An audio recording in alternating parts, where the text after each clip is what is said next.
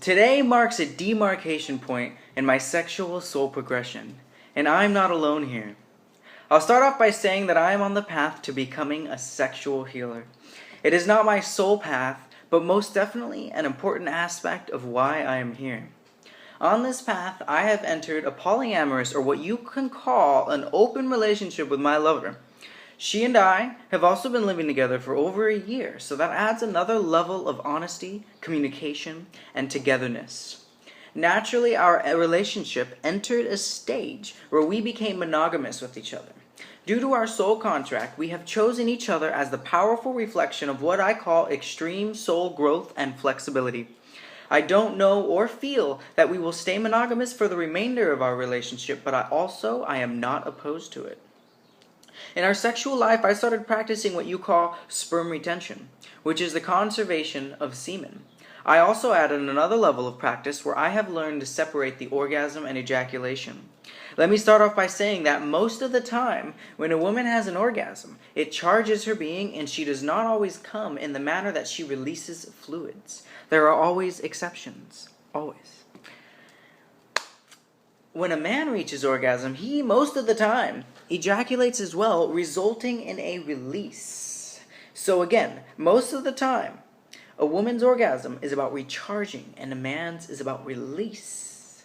For a man to experience the recharging aspect of sex, I have found that he either begins to practice sperm retention and or separation of orgasm and ejaculation. This practice, I find, is an amazing feat and challenge for the modern day man.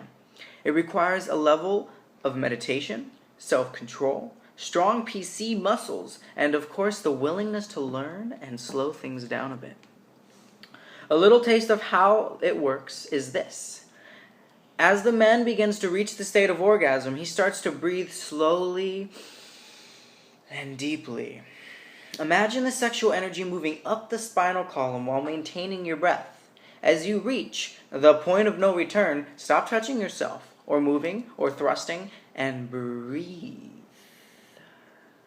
The idea here is to not have the sexual energy lock up in your sacral chakra, resulting in an ejaculatory orgasm, but instead channeling it through the entire chakra system, resulting in a full body orgasmic experience. You won't initially feel the full body orgasm, as this is developed through practice and strength and time. But over time, you will strengthen your PC muscles with a kung fu grip. Wata! For emphasis. Men, as you are having sex with your partner, every time you reach the point of orgasm, breathe, slow down, relax, let go, and visualize the energy circulating between the two of you.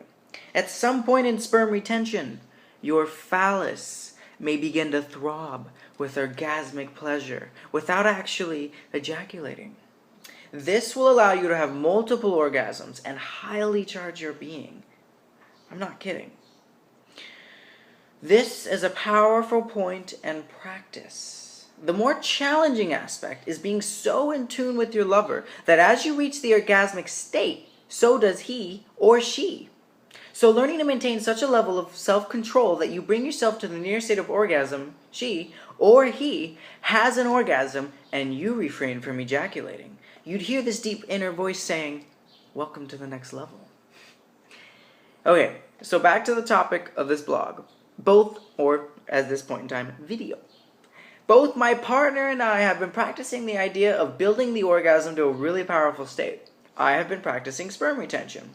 This morning, I got up feeling sexually supercharged from the past week and decided to surprise my lover with a little sexual healing.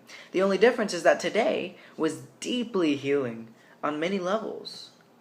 As we played, teased, and made love with deep passion, connection, and surrender, she was reaching the point of climax.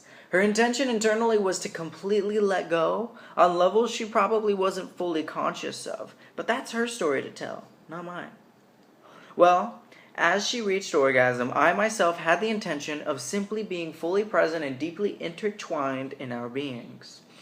Her orgasm was long and progressive, expressive and free. In those moments, her sounds of ecstasy became tears of joy. And the next thing you know, she was crying in freedom, in joy, and in complete ecstasy. It was honestly the most beautiful sexual experience I've ever had. I felt so honored and joyful to be a part of that co-created and unexpected event. The tears turned into laughter, the laughter turned into giggles, and the giggles mixed with tears turned into joy.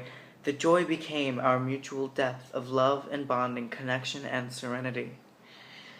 Then, through the joy and laughter, the song Sexual Healing started playing in my head. So this does conclude my journey, and trust me, this is always and forever just the beginning.